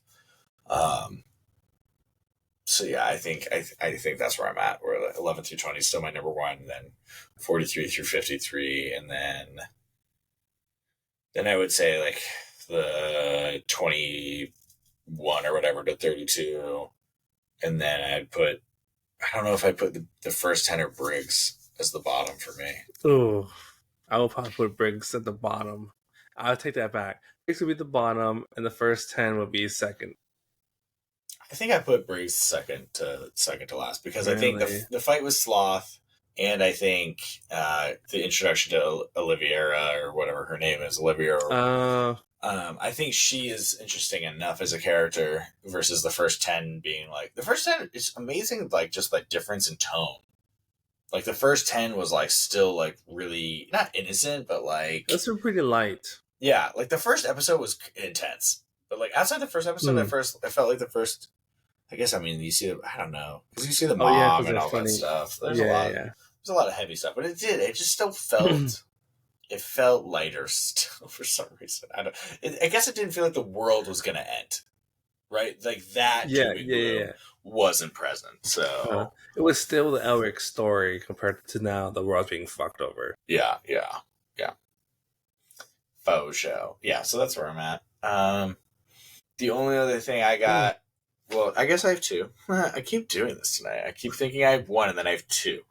Uh, Nice. um, so this is outside of Fullmetal. So I think we covered our Fullmetal Okay. episode. So if you're only here for that, then this is probably the end of that. But um, so I had a question: uh, is Arcane an anime? Ooh. You're talking about that League of Legends Mm-hmm. animation, right? Mm-hmm. Oh, so how do you even break up anime and Western animation? I mean, I for one enjoyed it. I think I watched it like 3 times. Mm-hmm. Oh, shit. No, Really? No. I'm gonna say no. I see. I think I do. Not to just disagree with you, I promise. But I because I think to me where it's created is not indicative of what it is, right? So like I Yeah. think of Okay. like Castlevania to me is clearly an anime style show, but that's Yes. a Western studio that made that. Yeah. Yeah. So like to me, I think I think we can get really broad. Uh, I would say like Ben 10 is not anime, right? no, I agree. It's a So cartoon. I would say that's a cartoon. yeah, and so but it's finding that line between cartoon and anime. I And would I call. Go ahead. no, and I think most people have agreed with what your call was, where if it was not created by an Asian company, it was Huh. not anime. But, I think that does play into it for me a little bit because anime is you know the Japanese style of cartoons. I think I would yeah. consider Arcane probably an animation. So like I'll give a counterpoint though. Okay. The Trigun remake, the Berserk 2016, Demon Slayer, they're all CGI. Oh, really? Even the new Demon Slayer? So Demon Slayer does multiple mixtures, right? They Where do mix. they Yeah. have drawings, but they have CGI all over Yeah. it. Yeah. But Yeah. like the Trigun remake is completely CGI. Is it? I need to watch it. It's an Asian company that did that. Gotcha. So it's to me it's complicated. It sounds like a shit excuse. I just feel like Arcane is an anime. It has like to me I feel like a cartoon is this episodic meant for kids light I mean, fun drawn shown. what's the difference between Ben 10 and Dragon Ball Z? I feel like Dragon Ball Z deals with much more intense things than Ben 10. See, Does it really? I think the different argument is what's the difference between Pokemon and Ben 10? Okay, when you bring it down. So why would you call Pokemon anime and Ben 10 a cartoon? So that's my other question. Is Pokemon an anime? Oh man, why are you doing this? Because it's drawn by a Western studio. Sure, I get it, but like, there's no point at which it's not Rurouni Kenshin. But I mean, there's comedy. I mean, there's Fruit Baskets. There's Rent a Girl. Yeah. I mean, so I think that's my point. Is that I think anime is so broad that I hesitate to just say, okay, just because it's made by a Western company, it's not anime. When I have examples of a Western company making something that I would say we all define as anime. Maybe not everyone, what do you consider Ruby? I haven't watched Ruby. So I don't know. That's all CGI. Yeah. I wouldn't consider... It has a Japanese feel to it. That's one where I would almost consider it being an anime. But I think I do draw the line at where it's produced. So what if it's like a different Asian country? If it's like Korea? Yeah, Korea. What do they call? They call it something different there too. I know the manga is called manhwa. I don't know what the anime is called. Yeah, something like that. I wouldn't consider them animes though. You wouldn't consider them animes? No. So it purely has to be a Japanese company. But it could just be because of translation. What does anime translate to in English? Or is that the English term? Maybe it's just Japanese for cartoons. Did I just say that? It just says a style of Japanese film and television animation, typically aimed at adults as well as children. How is it any different from cartoons, though? The only difference written in that definition is that it's a Japanese film and television. Yeah, I think that's the. But it says it says a style of Japanese film and television. So like that to me is like the style. Yeah, so like Castlevania, don't get me wrong, I understand it's not the exact same animation style, but like it is clearly created with that Western style in mind, right? So like Japanese style. Yeah, I mean it mimics a lot of the looks of multiple other animes. Or like Cyberpunk. Cyberpunk looks nothing, but it's made by Trigger. And Trigger, we created Kill la Kill. I think we can all agree that is an anime show. Kill la Kill, yes. Yeah, and Cyberpunk. It's the same company. Oh, that's hard. Cyberpunk. Awesome series, by the way. Yeah, I loved it. That was phenomenal. I didn't play the game. It made the game so much more interesting, and it has like nothing to do with the game. I heard that you're supposed to play the game first and then watch that. I don't know. That's what I was told. I know it's starting to get good reviews. I just, in comparison to Witcher 3, to me, Cyberpunk is trash. The anime was the only good story in all of Cyberpunk. Oh, so you're talking about the game? Yeah, I played the game and I'm like, I couldn't care less about that story. There's nothing that pulls me through it. Interesting. I have the game, but I haven't played it. I mean, it's like a fun shooter, like RPG shooter, but I'm like, story does not drive me. I guess I would call Cyberpunk an anime. I guess there is a style to it. I mean, the style of Kill la Kill is very odd. It's very different. But like that's the thing is, anime, there's so many studios with different visuals. Like so like that's why I'm like a style of Japanese film and television is not a defined term because it's too broad of a look at 50 different production studios that make anime. Right, a ton of them look really different. A ton of them look very similar, but a ton of them look very different too. Like the Berserk thing for 2016 is insane. Like it looks so odd and so weird. Is it going on right now? No, it went for like a year. People were like, "This is a travesty. Stop doing this." Oh, it is like unanimously panned as like I've not watched it personally. Like I've seen clips of it, but it's like universally panned to just be terrible animation. Oh no. Okay. Hmm. Damn, I guess in a way it's just all cartoons. And that's my whole thing is that to me I'm like if it's drawn or animated in any way, I feel like there is some legitimacy to broadly categorizing it as anime.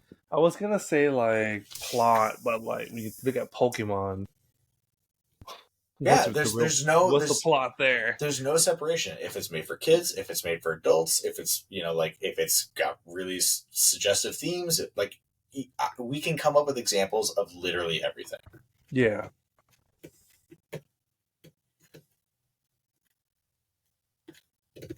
Yeah. So what I what do you? Okay, that one stumped me good. It's an interesting question just because I Yeah. think if you took like God forbid we're throwing out an insane hypothetical, if Japan was taken over by some other country but the exact same studio with the exact same people Mm-hmm. created the exact same thing, but it was now Russia instead of Japan, is it now not anime? If it's the exact same people and the exact same thing, the exact People would argue that it would still be anime just because But I think there'd be people that would argue the other way. They'd be like, it wasn't it was Japan that did originally Japan, right? it. Oh, And like, what if the person who wrote it is half American or drew it is half American, half Japanese? fair. He could be like, no, it was the American side of me that drew it.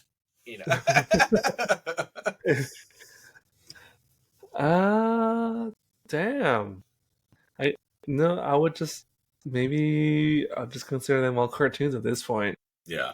Yeah, I think I just try to keep an open mind and saying like I don't want to have a super defined real ridiculous rule, and like if it feels like it's anime, I'm gonna run with it because I think Arcane, if I remember correctly, I think Arcane won awards at the Anime Awards. I think it did. Yeah. So let's see here. It was good. Sorry if you're hearing my typing. I think they finally announced the season 2, right? They're working on it right now. Jeez, so late. Yeah. Let's see here. Did they ever say why it was taking so long? I mean, the first one took like 10 years. No way. Yeah, it took like an extremely long time. It's all CGI. You would think that'd be faster. Yeah, I'm not sure. I have no idea what that schedule looks like. Okay, accolades. Here we go. Well, I don't know. I see the Annie Awards, which I don't know what the Annie Awards is. Honoring the excellence in the field of animation. Yeah, that's an American thing. I don't know because I don't even see a nomination for. Yeah, I don't think they were. It won awards at the Game Awards for Best Adaptation, but I don't think it won anything for. Yeah, so it just according to this is not considered an anime. It's considered animated. Oh. I'm gonna Google really quick. Is Arcane anime?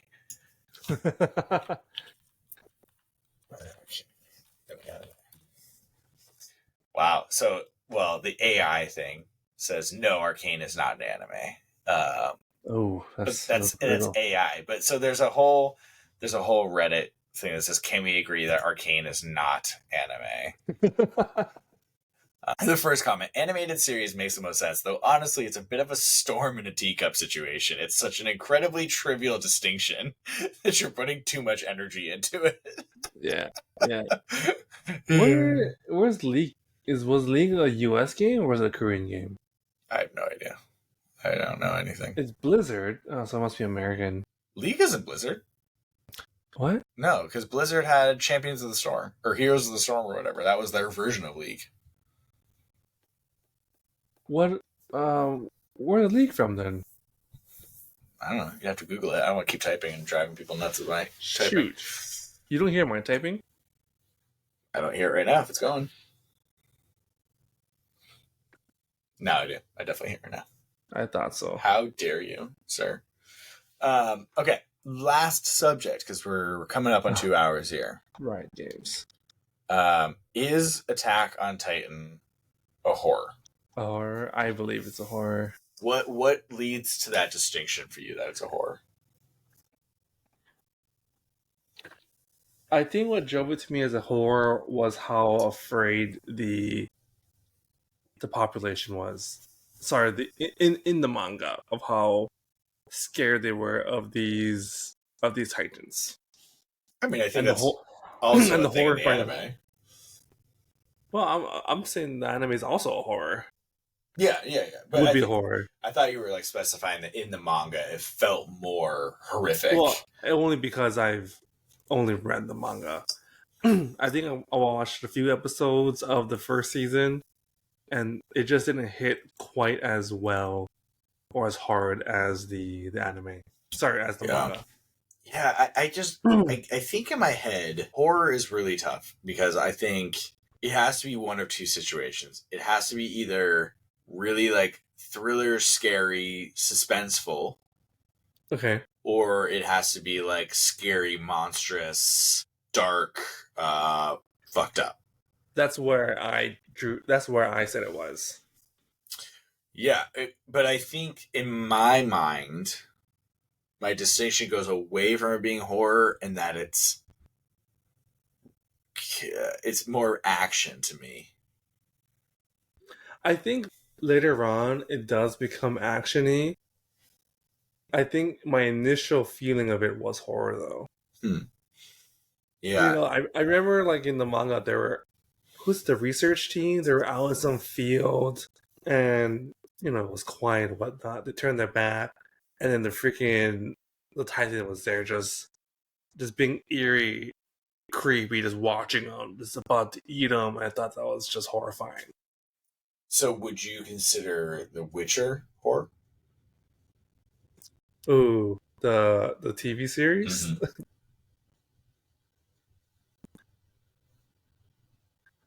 No, I labeled that as fantasy. Well, yeah, but they don't have to be mutually exclusive.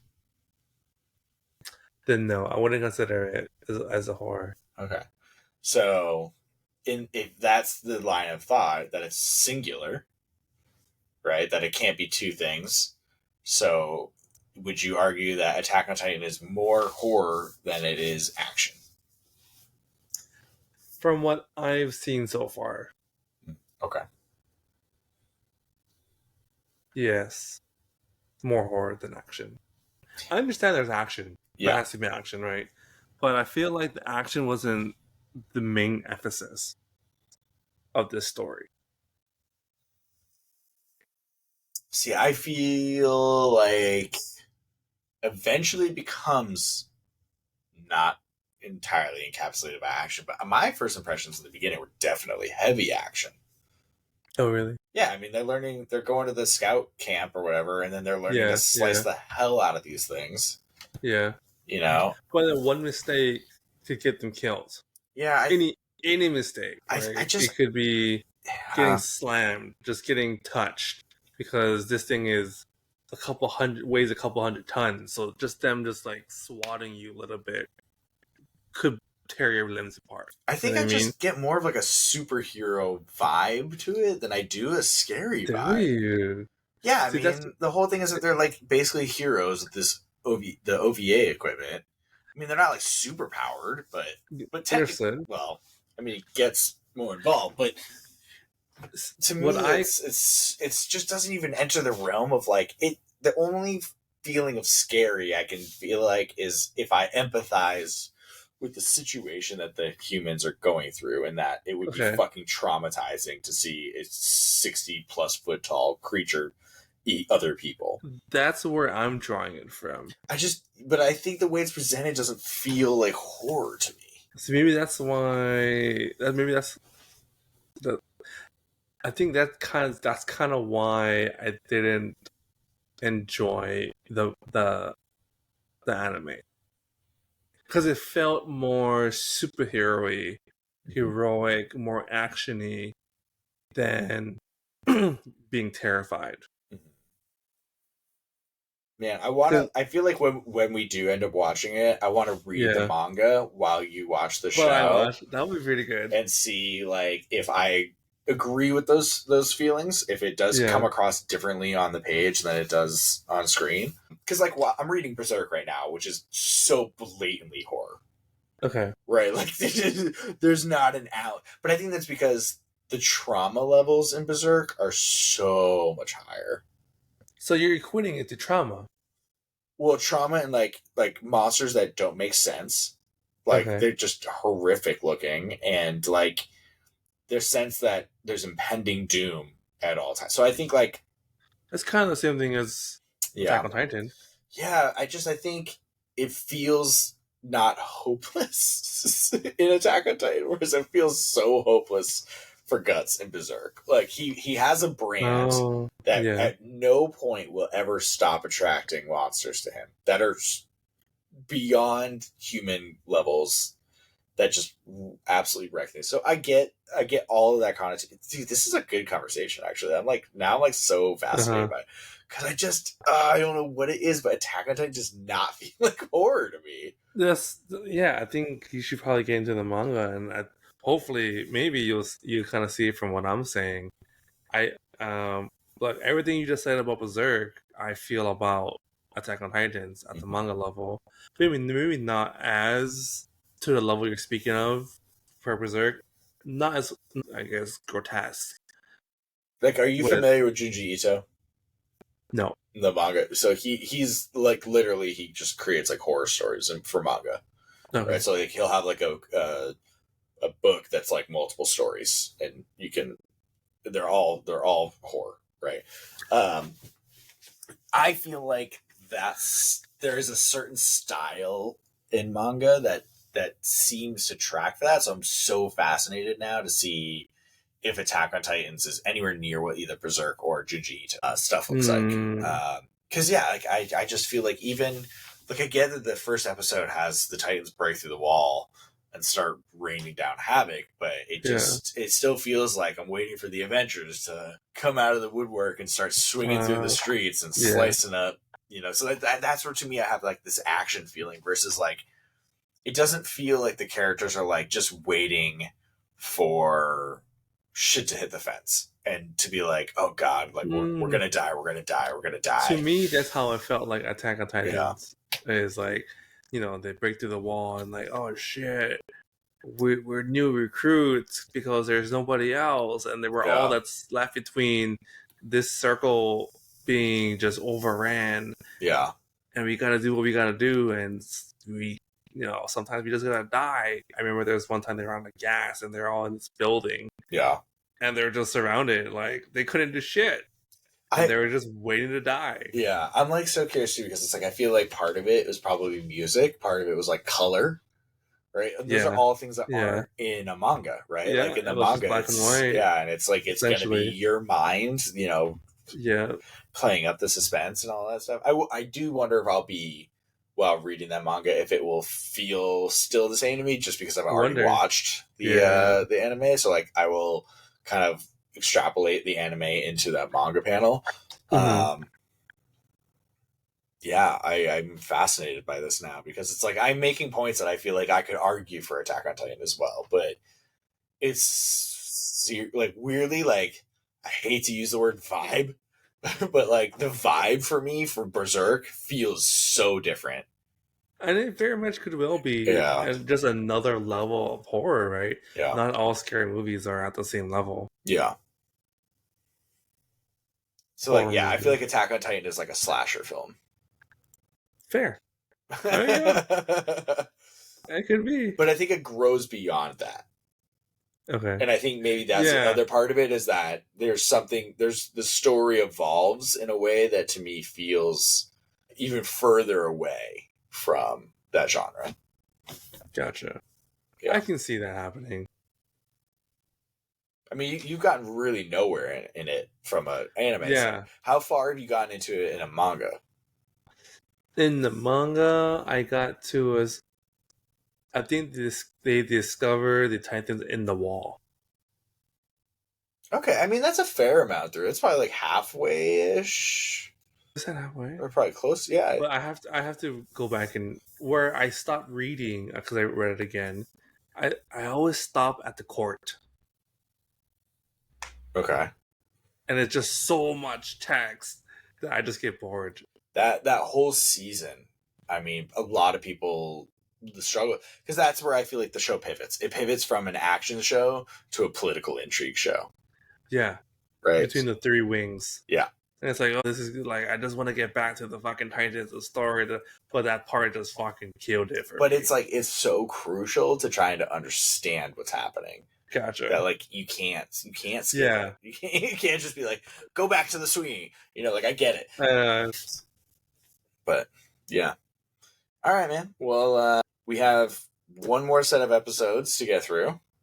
I have one more set of episodes. You have one more set of episodes to get through. I feel like I tried to stay away from talking about it tonight. So we'll go through that next week, and we'll give our kind of final reviews. And then, we'll give you one more week to see what your thoughts are for the next show. And I think that's kind of where I'm at. Hopefully next week we'll have the t-shirt that is kind of like our first option on our store that will be available to purchase for anybody. And then I am just starting to work through, I did the Jotaro workout today. I don't know how much footage you guys are going to see from it. We'll see. It's pretty. I want to see all of it. Ridiculous. I sent Steven two snippets. One of it's like us doing the bling blong blong bling blong blong dance, and it's fantastic. It hurts my soul to watch myself do it. But that's the reason I need to send it out. So we'll see. But I'll try and do some kind of editing with that this week and get something out. And hopefully get some clips from this out as well. We've also discussed doing a simul run of Elden Ring. Yes, we have. So have you played it at all, Steven? No. Oof. See, like I'm excited, bro. I think it's gonna be so good. And it's gonna be so stressful. I would love to try and emulate our characters as like an anime character of choice. Of whoever you're choosing is, but you don't have to. I think I'm gonna try it because I've played through the main game once. Okay. I love Guts, the idea of doing Guts from Berserk, but I fucking hate slow weapons in that game. So like I don't know if I'll do that or not. I'll Damn. How slow is slow? Like, have you played Monster Hunter? It's Monster Hunter slow. It's like Greatsword slow. Yes, it's brutal. It's brutal. Okay. It's full on like. Oh wow! Yeah. Okay. I've seen there was a group of 3 dudes who played as the 3 main characters from Demon Slayer. I thought that was hilarious. So like, yeah, we have options. We'll discuss it, but I'm not sure when we'll start at that. But hopefully soon. I would love to start that soon. Figure out if there's a time that we can make that happen, and then that way I can give you guys an actual slot for the streaming. Yeah. So yeah, that's where I'm at. That's all I've got for now, unless you've got anything else you want to throw in there, Steve. No, that's all I got. All right. Well, I'll start chunking through this, and then we'll see you guys next week. Nice. Thanks for having me. Yeah. Bye. Bye.